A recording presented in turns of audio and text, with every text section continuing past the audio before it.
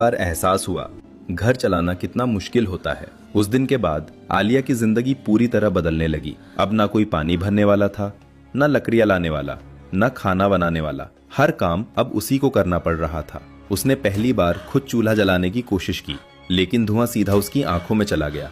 उसकी आंखों से पानी बहने लगा और थोड़ी ही देर में आलिया उदास होकर बैठ गई। तभी उसे याद आया, फैजान कभी शिकायत नहीं करता था, वो रोज यही सब करता था और फिर भी मुस्कुराता रहता था। कुछ देर बाद आलिया खेतों में गई। तेज धूप थी, मिट्टी सूख रही थी और खेत बर्बाद होने लगे थे। उसने पानी डालने की कोशिश की, लेकिन कुछ ही देर में उसके हाथ दर्द करने लगे, पैर कांपने लगे और वो थककर वहीं बैठ गई। मैं तो थोड़ी देर में ही थक गई। फैजान ये सब रोज कैसे करते थे? शाम होने लगी। आलिया लकड़ियां लेकर घर लौट रही थी। उसके कपड़े मिट्टी से भर चुके थे, हाथों में दर्द था। उसी समय गांव की कुछ औरतें उसे देख रही थीं। ये वही आलिया है ना, जो हमेशा घर में सोती रहती थी?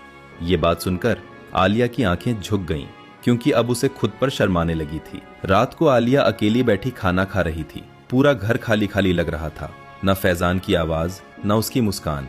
पहली बार उसे एहसास हुआ, इंसान की अहमियत उसके जाने के बाद समझ आती है। दिन बीतते गए। धीरे धीरे आलिया काम सीखने लगी। अब वो सुबह जल्दी उठती, पानी भरती, खाना बनाती, खेत संभालती और हर काम करते वक्त उसे फैजान याद आता, क्योंकि अब उसे समझ आ चुका था कि फैजान सिर्फ काम नहीं करता था, उनकी पूरी जिंदगी संभालता था। कई हफ्ते बीत चुके थे।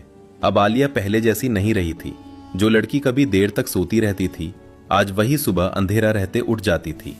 चूल्हा जलाती, पानी भरती, खेत संभालती और घर का हर काम खुद करती। एक दिन आलिया जंगल से लकड़ी ला रही थी। उसके सिर पर लकड़ी का भारी गट्ठा था और चेहरे पर थकन थी। तभी गांव की कुछ औरतें उसे देखकर बोली, ये सच में आलिया है?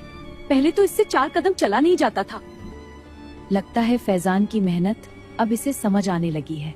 आलिया चुपचाप उनकी बातें सुनती रही, क्योंकि अब उसे एहसास हो चुका था कि उसने कितनी बड़ी गलती की है। एक रात आलिया अकेली आंगन में बैठी थी। उसके सामने वही बर्तन रखे थे जो कभी फैजान धोया करता था। उसकी आंखों में आंसू भर आए।